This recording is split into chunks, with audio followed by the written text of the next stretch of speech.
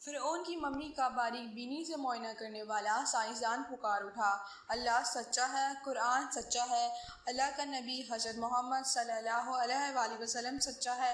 1891 سے پہلے اس دنیا کا کوئی انسان نہیں جانتا تھا خدائی کا دعویٰ کرنے والا فرعونیوں کی لاشوں کا کیا ہوا تھا، ان کی باقیات کہاں ہیں یا کہیں ہیں بھی یا نہیں۔ قرآن پاک میں اس واقعے کا ذکر تفصیل سے ملتا تھا، جبکہ موسیٰ اور بنی اسرائیل قوم کا پیچھا کرتا ہوا فرعون پانی میں غرق ہو کر اپنی فوج سمیت مر گیا تھا، جبکہ حضرت موسیٰ اور اس کی قوم کو پانی نے اللہ کے حکم سے گزار کر راستہ دے دیا تھا۔ اس کے بعد اس کا کیا ہوا تھا، اس بارے میں بائبل، توریت خاموش ہیں، لیکن قرآن پاک میں اس کے انجام کے بارے میں ایک بہت ہی عجیب بات کہی گئی تھی جس کی کسی کو سمجھ نہیں تھی۔ خود مسلمان بھی اس بات کو پڑھ کر آگے گزر جایا کرتے تھے، یہ سمجھے بغیر کہ اس بات کا اشارہ کس جانب۔ سورۃ یونس میں فرعون کے مرنے کے بعد اس کے انجام کچھ اس طرح فرمایا گیا، بس ہم تیرے بدن کو سمندر سے نکال کر محفوظ کر لیں گے تاکہ تو بعد میں آنے والوں کے لیے عبرت بن جائے۔ یہ واقعہ آج سے 3500 سال پہلے پیش آیا تھا۔ فرعون کے ڈوب کے مرنے کے بعد سمندر نے اس کی لاش کو اللہ کے حکم سے باہر پھینک دیا تھا، جبکہ باقی لشکر کا کوئی نام و نشان نہ ملا۔ مصریوں میں سے کسی شخص نے ساحل پر پڑی اس کی لاش پہچان کر اہل دربار کو بتایا۔ فرعون کی لاش کو محل پہنچایا گیا، درباریوں نے مسالے لگا کر اسے پوری شان و احترام سے تابوت میں رکھ کر محفوظ کر دیا۔ حنوط کرنے کے اس عمل کے دوران ان سے ایک غلطی ہو گئی تھی۔ فرعون کیونکہ سمندر میں ڈوب کر مرا تھا اور مرنے کے کچھ عرصے تک پانی میں رہنے کی وجہ سے اس کے جسم پر سمندری نمکیات کی ایک تہہ جمی رہ گئی تھی۔ مصریوں نے اس کی لاش پر نمکیات کی وہ تہہ ایسی طرح رہنے دی اور اسے اسی طرح حنوط کر دیا۔ وقت گزرتا رہا، زمین اور آسمان نے بہت سے انقلاب دیکھے جن کے گرد کے نیچے سب کچھ چھپ گیا، حتیٰ کہ فرعونیوں کے حنوط شدہ لاشیں بھی زمین کی تہہ میں چھپ گئی تھیں۔ ان کے نام صرف کتابوں، ان کی تعمیرات اور لوگوں کے ذہنوں میں رہ گئے تھے۔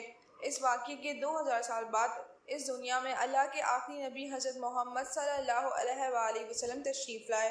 ان پر نازل ہونے والی آخری کتاب میں فرعونیوں کے قصے بڑی تفصیل کے ساتھ بیان کیے گئے تھے، اور اسی سلسلے میں اس فرعون کا جسم محفوظ کرنے کی بابت آیت بھی نازل ہوئی تھی، جس کی سچائی پر سب اہل ایمان کا پختہ یقین تو تھا، لیکن وہ سمجھنے سے قاصر تھے کہ اس خدائی کا دعویٰ کرنے والے کی لاش آخر کہاں محفوظ کی گئی اور کیسے اسے عبرت کا نشانہ بنایا جائے گا۔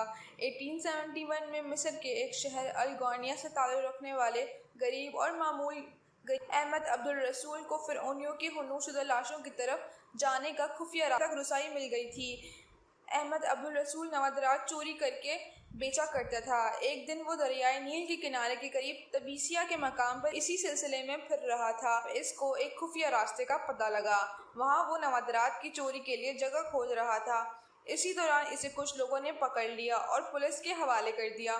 وہ جس جگہ کو کھود رہا تھا وہاں سے ملنے والے راستے کی جب مسلسل کھدائی کی گئی، 1891 دوسری ممیوں کے ساتھ اسی غرق ہونے والے فرعون کی لاش بھی مل گئی تھی۔ اس کے کفن پر سینے کے مقام پر اس کا نام لکھا ہوا تھا۔ ان ممیوں کو ماہر قاہرہ لے گئے۔ جب ان ممیوں کا تفصیل سے جائزہ لیا گیا تو فرعون والی ممی پر جمی نمکیات کی تہہ سے تصدیق ہو گئی کہ یہ وہی فرعون ہے جسے اللہ نے پانی میں غرق کر کے بدترین انجام سے ہمکنار کیا تھا۔ یہ بہت بڑا واقعہ تھا۔ اس کی تصدیق کے لیے دنیا بھر کے ماہرین، آثار قدیمہ اور سائنسدان مصر کی طرف امڑ پڑے۔ مختلف سائنسی ٹیسٹ کرنے کے بعد دنیا بھر کے سائنسدانوں نے تصدیق کر دی کہ دوسری سب لاشوں کی نسبت صرف فرعون کی لاش پر ہی سمندری نمکیات کی تہہ جمی ہوئی تھی۔ اس تصدیق کے بعد اسے فرعون کی لاش قرار دے کر عجائب گھر میں محفوظ کر دیا گیا۔ 1982 میں فرعون کی ممی خراب ہونے لگی تو اس وقت کی مصری حکومت نے فرانس حکومت سے درخواست کی کہ فرعون کی ممی کو خراب ہونے سے بچایا جائے، نیز جدید سائنسی ذرائع سے اس کی موت کی وجہ بھی معلوم کی جائے۔ چنانچہ مصری اور فرانسی حکومت نے مل کر ممی کو فرانس لے جانے کا انتظام کیا۔ جب فرعون کی لاش فرانس پہنچی، ایئرپورٹ پر اس دور کے فرانسیسی صدر بذات خود حکومت کے اعلیٰ عہدیداروں، فوج کے افسران کے ساتھ استقبال کے لیے موجود تھے۔ فرعون کی لاش کا استقبال کسی عظیم زندہ بادشاہ کی طرح کیا گیا۔ فوج دستوں نے سلامی دی۔ فرعون کی ممی کو ماہر ڈاکٹروں کی ٹیم کے حوالے کیا گیا۔ اس ٹیم کی سربراہی ڈاکٹر معروض بقائی نے کی۔ مائکروسکوپ ٹیسٹوں کے ذریعے ممی کے تمام اعضاء کا باریک بینی سے جائزہ لیا گیا تو معلوم ہوا کہ اس کی لاش اور جسم پہ سمندری ذرات ابھی تک موجود ہیں اور موت کی وجہ بھی پانی میں ڈوب کے مرنے کی وجہ سے ہوئی تھی۔ ایک بادشاہ کی موت پانی میں ڈوبنے کی وجہ سے ہوئی، یہ ڈاکٹر ماروز کے لیے حیرت کی بات تھی۔ اس نے اس ممی کے بارے میں مزید جاننے کی کوشش کی تو اسے معلوم ہوا اس بادشاہ کی موت کے حالات مسلمانوں کی کتاب حضرت محمد صلی اللہ علیہ وسلم پر اتری قرآن پاک میں تفصیل سے موجود ہیں۔ اسے علم تھا کہ جہاں سے یہ لاش ملی ہے وہ ایک اسلامی ملک ہے، چنانچہ تجس کے ہاتھوں مجبور ہو کر وہ مصر پہنچا۔ وہ ایک سائنسدان تھا اور اس نے اس معاملے میں مصر کے ایک سائنسدان سے ملاقات کی۔ اس سائنسدان نے قرآن پاک کھول کر اسے سورۃ یونس کی آیت 90 اور 92 کا ترجمہ لفظ بلفظ سنایا۔ فرعون کا خدائی کا دعویٰ، اس کا پانی میں ڈوب کر مرنا اور پھر پانی سے نکال کر اس کی لاش کا حنوط ہو جانا اور پھر دوبارہ لاش کا ملنا اور پھر اس کی لاش کو جدید سائنسی دور میں دوبارہ محفوظ کیا جانا، سب کا اشارہ ایک جانب تھا اور وہ بہت واضح تھا: تجھے بعد میں آنے والوں کے لیے عبرت کا نشانہ بنا دوں گا۔ فرعون کی لاش ایسے محفوظ کر کے دنیا کے سامنے لا کر رکھ دی گئی کہ انٹرنیٹ کی ایک کلک پر رسائل اور جرائد پر ٹی وی چینلز اور عجائب گھر میں اربوں انسانوں کی آنکھوں کے سامنے موجود تھی۔